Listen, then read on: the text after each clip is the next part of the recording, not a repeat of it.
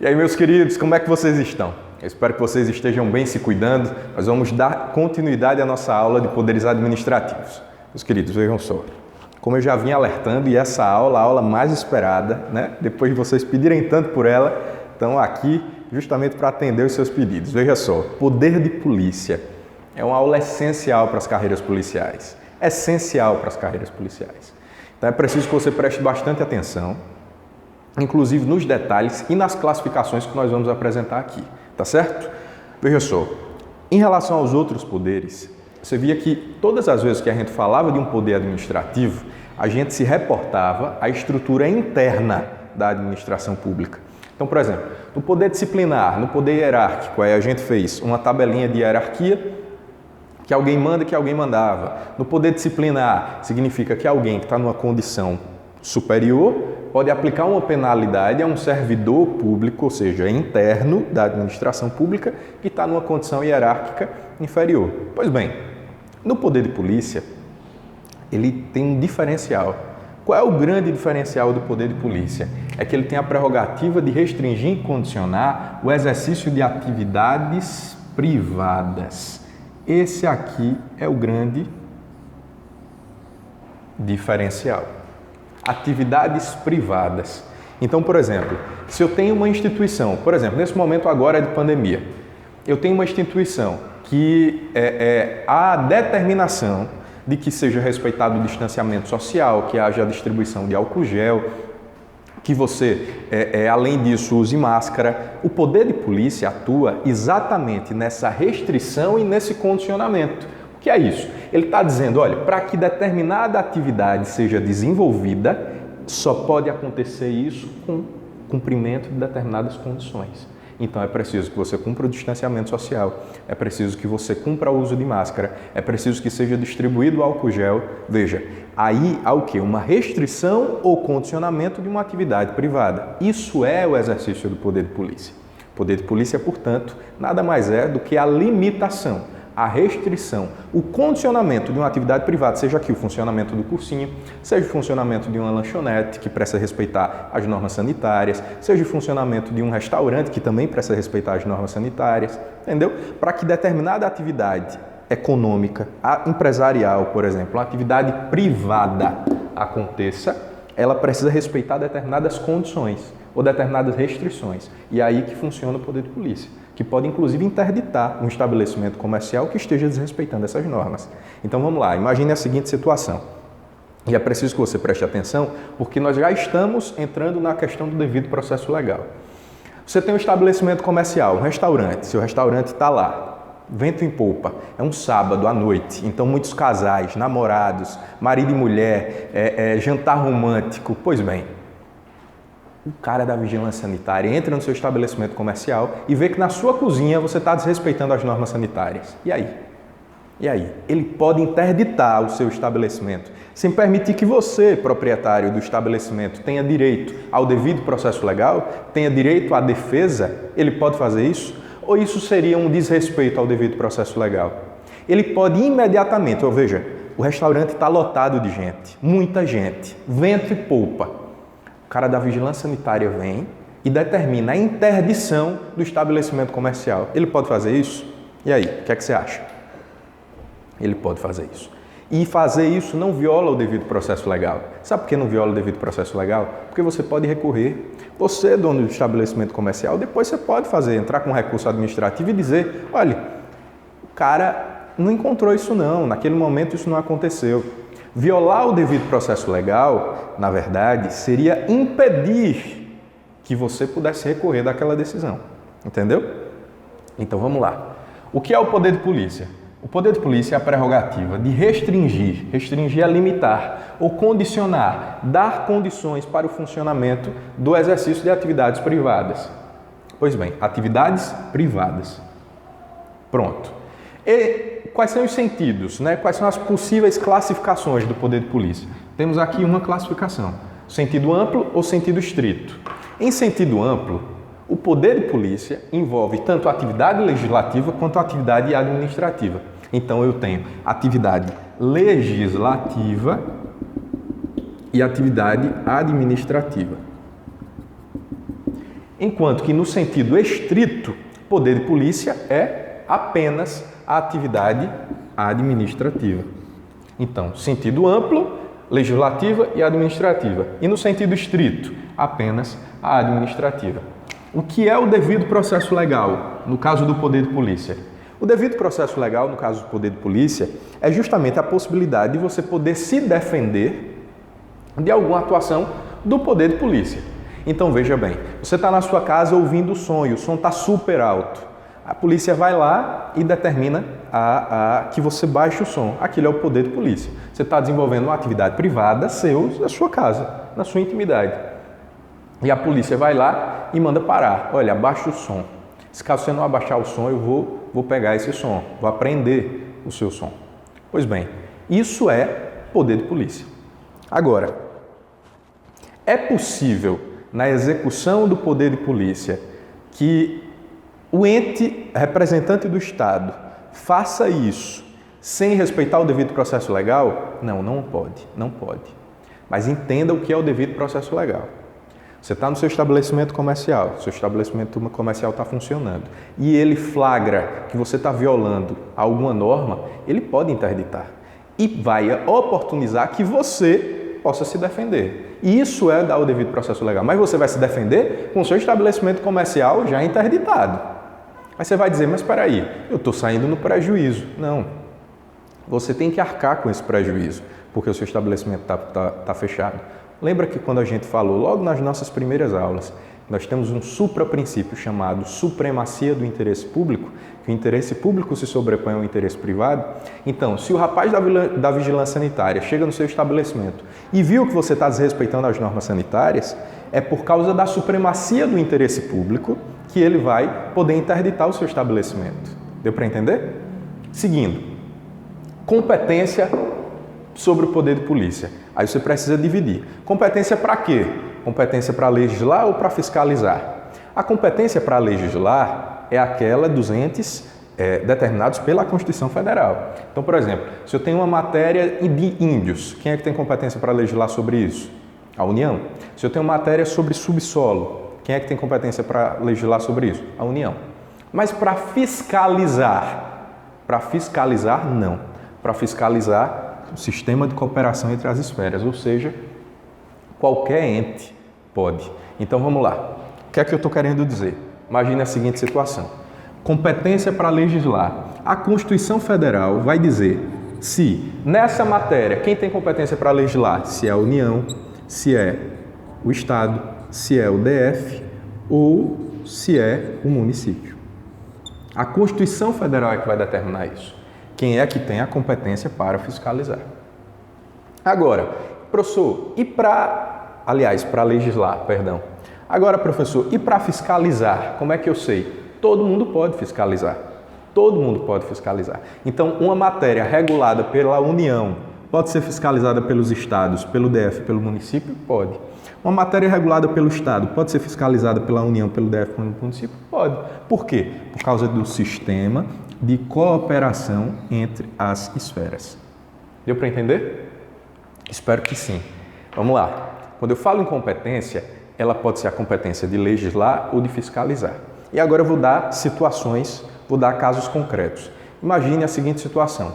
João decidiu cavar um buraco no quintal de casa. Quando ele cavou esse buraco, ele verificou que ali tinha um poço artesiano. E aí, mesmo sem autorização, sem outorga, ele começou a vender a água que ele encontrou no quintal de casa. Ele começou a comercializar aquela água. Pois bem, está no subsolo. Se está no subsolo, quem tem competência para legislar sobre isso é a União. Aí a polícia foi lá. O IMA, por exemplo, o IMA, que é estadual, vai lá e vê aquela situação. Aí o João vai dizer, olha, pode não fiscalizar você, porque você é do Estado. E quem tem competência para legislar sobre subsolo é a União. Então você não pode promover, você não pode me apontar nenhum auto de infração aqui. O João está errado. Não é assim, não. Veja, para legislar, qualquer um, veja bem, para legislar vai ser aqueles entes determinados na Constituição Federal, seja União, Estado, DF ou município. Se a Constituição disser que para essa situação só a União pode legislar, vai ser só a União. Se a Constituição disser que é só o Estado, só o Estado. DF, só o DF. Município, só o município. Mas para fiscalizar, todos os entes podem. Todos os entes podem. Então você vê, questões de trânsito, o SMTT fazendo, que é do município, ao mesmo tempo o BPTran, que é estadual, também fazendo fiscalização de trânsito. Então perceba, essa fiscalização é um sistema de cooperação entre os entes, tanto municipal quanto estadual, tá certo?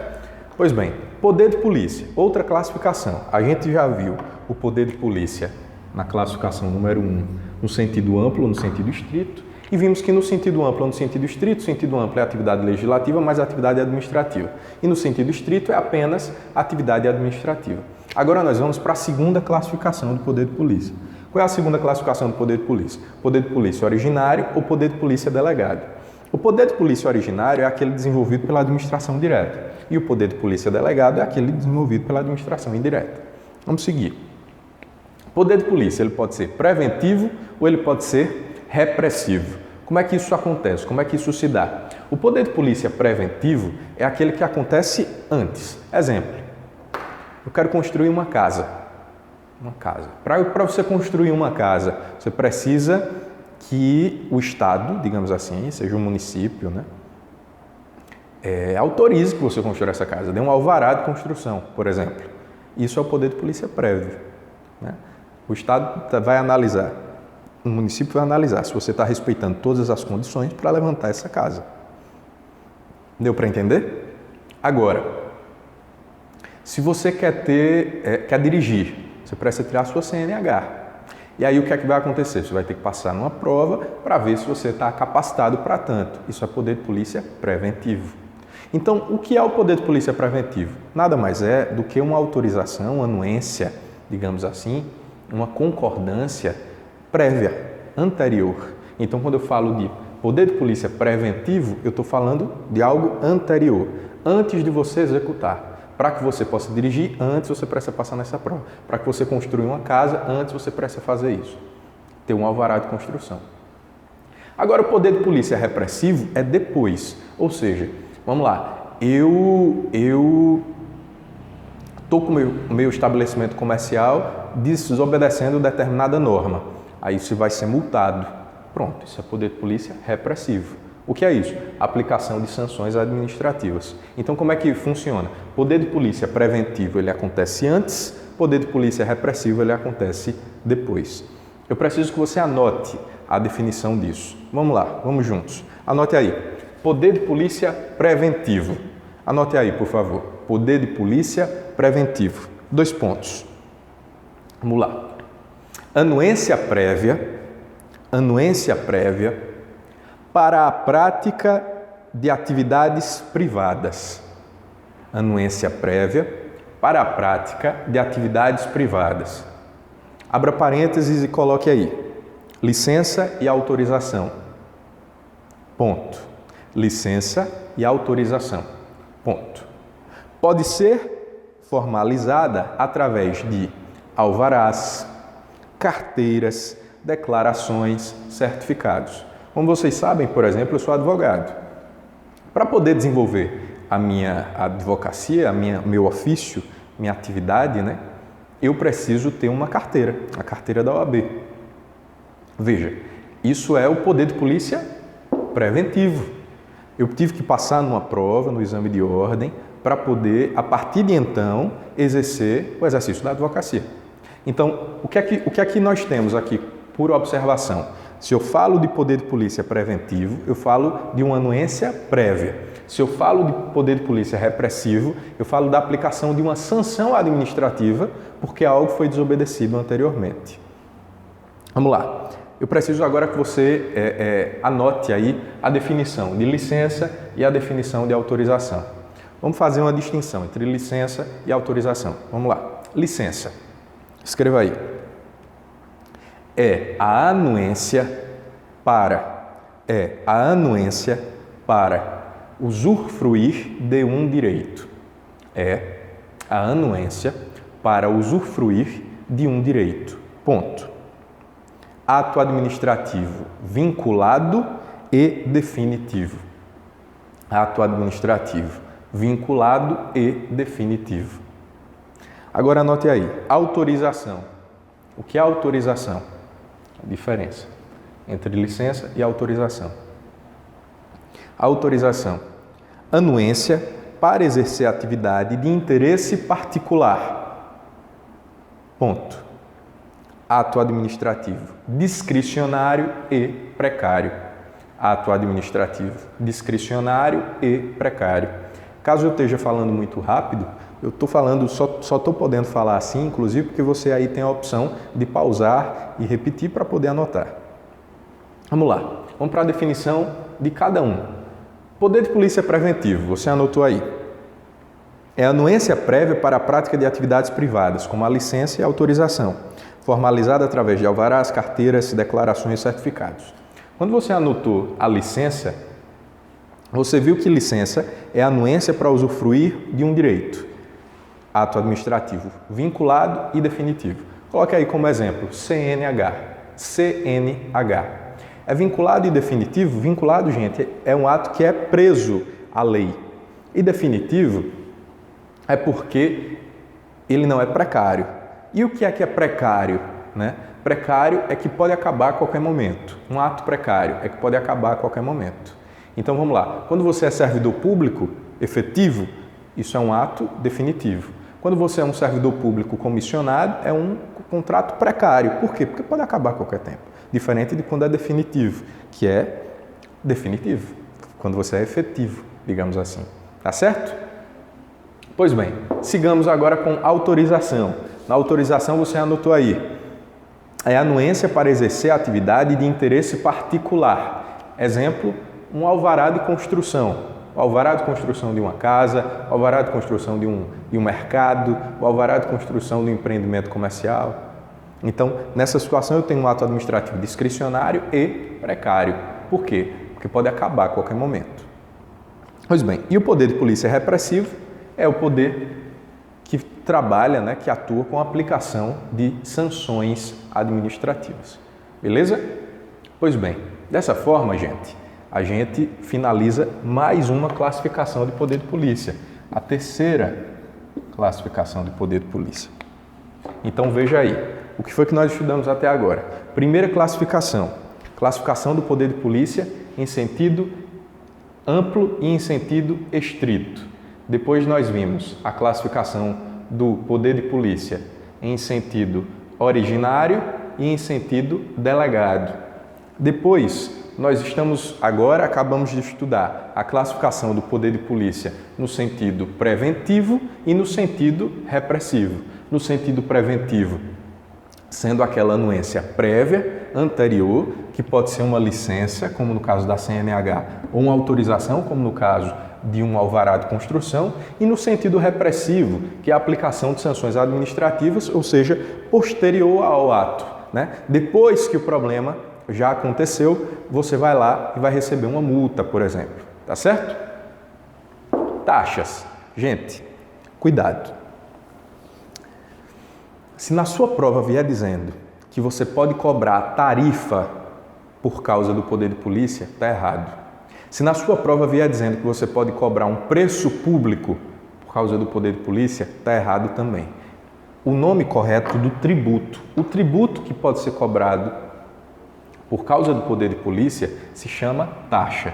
Então, se vier tarifa, tá errado. Não pode ser por tarifa, tem que ser por taxa. Então, taxa. Como é que eu posso cobrar taxa? Eu posso cobrar uma taxa em razão do exercício do poder de polícia. Em razão do exercício do poder de polícia de determinada atividade, você vai lá e cobra uma taxa. Taxa. O nome do tributo é taxa. Taxa não é tarifa e não é preço público. O nome do tributo é taxa. Seguindo, atenção. Se na sua questão, se na sua prova vier dizendo que para que a taxa possa ser cobrada pelo exercício do poder de polícia, é preciso que se comprove fiscalização porta a porta. É preciso que você veja essa fiscalização acontecendo porta a porta. Não precisa. dispensa a fiscalização porta a porta. A única coisa que precisa para poder cobrar a taxa é que tenha competência para tanto e tenha estrutura para tanto. Então vamos lá, vamos entender o que é isso. Poder de polícia é uma prerrogativa de restringir e condicionar o exercício de atividades privadas. Atividades privadas. A primeira classificação que nós precisamos conhecer é em sentido amplo e em sentido estrito. Em sentido amplo, atividade legislativa e atividade administrativa. Em sentido estrito, apenas a atividade administrativa. O devido processo legal garante que você tenha ampla defesa ou contraditório no poder de polícia. Mas isso não impede que, fundado na supremacia do interesse público, vendo uma flagrante violação a uma norma, o poder de polícia possa agir e já, por exemplo, interditar o estabelecimento. Competência para legislar e fiscalizar. Competência para legislar, tá?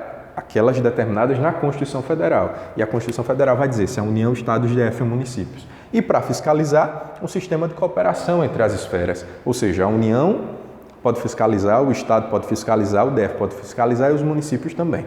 A segunda classificação diz respeito ao poder de polícia originário ou delegado. O poder de polícia originário é aquele da administração direta. O poder de polícia delegado é aquele da administração indireta. A terceira classificação diz respeito ao poder de polícia preventivo ou repressivo. O poder de polícia preventivo é aquele que é uma anuência prévia, é preciso de uma autorização antes, e o poder de polícia repressivo é a aplicação de uma sanção depois, porque você já desobedeceu, né? O que são as taxas? As taxas é justamente o tributo que pode ser cobrado em razão do exercício do poder de polícia.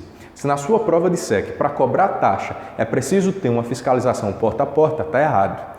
Para que possa cobrar taxa, só é preciso que tenha competência e estrutura para tanto. Nós continuamos o nosso poder de polícia no próximo take.